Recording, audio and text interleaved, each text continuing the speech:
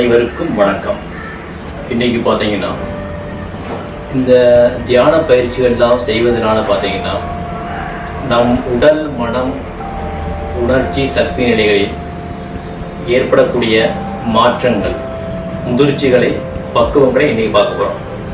இந்த ரெகுலரான வாழ்க்கைக்கு உடம்பு நலம், மனநலம் தேவை, எனக்கு அது போதும் அப்படின்னு நினைச்சீங்கன்னா இந்த உடலுக்கு தேவையான சில பயிற்சிகள், மனதிற்கு தேவையான சில மூச்சு பயிற்சிகள், இது போதும். அதற்கு மேலான பெரிய பயிற்சிகள் எதுவும் தேவைப்படாது. இதுவே போதுமானதாக இருக்கும்.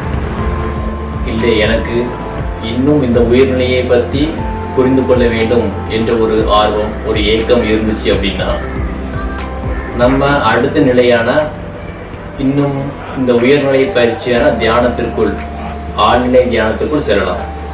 அது பண்றதுனால பார்த்தீங்கன்னா இந்த வாழ்க்கையை நாம் அணுகக்கூடிய விதமே மாறும்.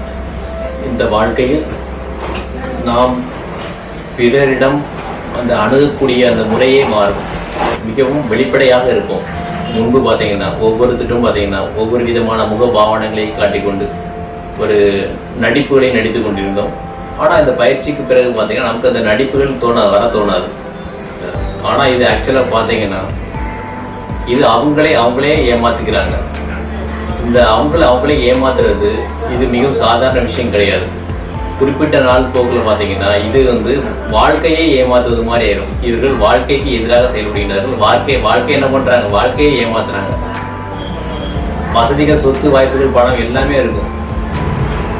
ஆனா மனதில் ஒரு மன மகிழ்ச்சி இருக்காது.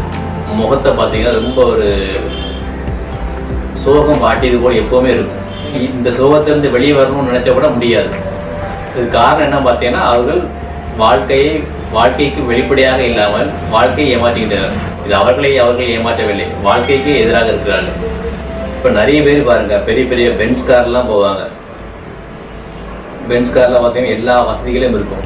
ஆனா உள்ள அதனுடைய ஓனருடைய முகத்தை பார்த்தீங்கன்னா முகம் ரொம்ப வாடி போய் தான் இருக்கும். காரணம், வாழ்க்கைக்கு உண்மையாக இல்லை. நீங்க எவ்வளவுதான் நேர்மையாக, உண்மையாக, ஒழுக்கமாக இருந்தாலும் கூட வாழ்க்கைக்கு நீங்க உண்மையாக இல்லைன்னா உங்கள் முகத்தில் ஒரு சோகம் பற்றி கொள்ளும். அப்ப தியான பயிற்சிகள்லாம் பண்ணும்போது பாத்தீங்கன்னா நீங்க பிறரிடம் உண்மையாக இருப்பீங்க.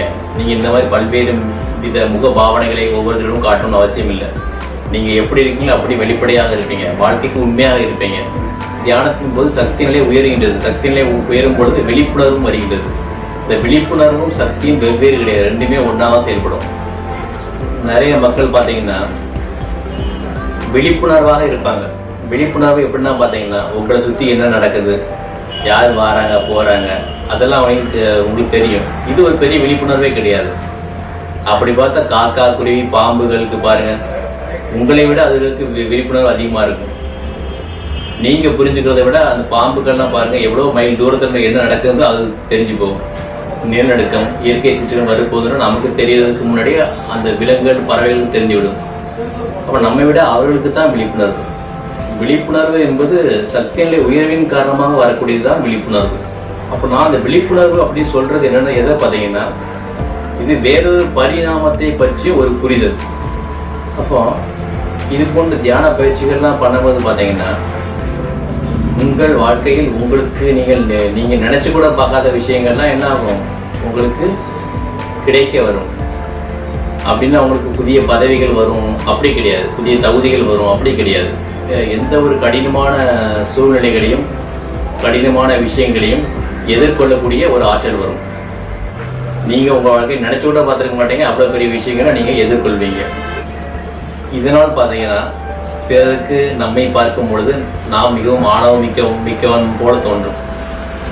அதுக்காக பார்த்தீங்கன்னா நீங்க என்ன பண்ணக்கூடாது, பிறரின் மீது குறை கூறக்கூடாது. நான் தியானம் செய்கிறேன், அதனால் என் கர்மவினை உங்களுக்கு தருகிறேன் அப்படி சொல்லக்கூடாது. என் கர்மவினை உங்களை பாதிக்கின்றது அப்படி சொல்லக்கூடாது. எவ்வளவு பெரிய விஷயமாக இருந்தாலும் அதை நீங்களே கையாள வேண்டும். அதற்கான பக்குவம் உங்களுக்கு வரும். இந்த பயிற்சிகளின் போது நீங்கள் வாழ்க்கைக்கு உண்மையாக இருப்பீங்க. அது மட்டும் இல்லாம நீங்கள் ஒரு வெளிப்படைத்தன்மை உள்ள ஒரு மனிதராக மாறுவீங்க. அனைவருக்கும் நன்றி.